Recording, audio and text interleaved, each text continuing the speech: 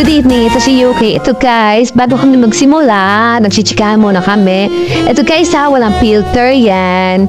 Medyo naka-face mask ako for protection sa aking pag-haircut. Yan, nakikipagchikahan ako na sana napakagwapo kong kliyente.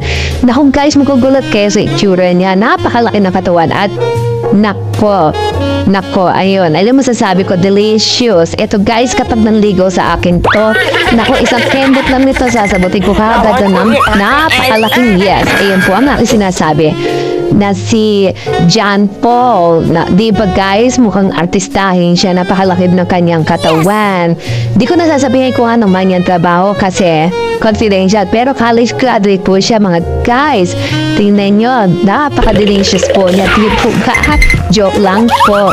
Pero anyway guys, ganon, napakabait po ng taong ito. Mga professional po ang kanyang mga magulang.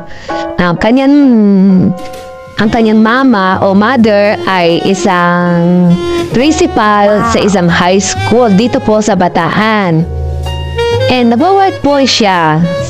Nagwo-work po yan. Napakasipag po na tao.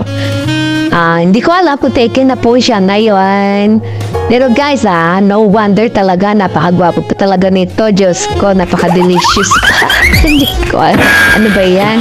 Kaya na isang kembot lang niya, sasagutin ko na kagad ang napakalaking yes nito.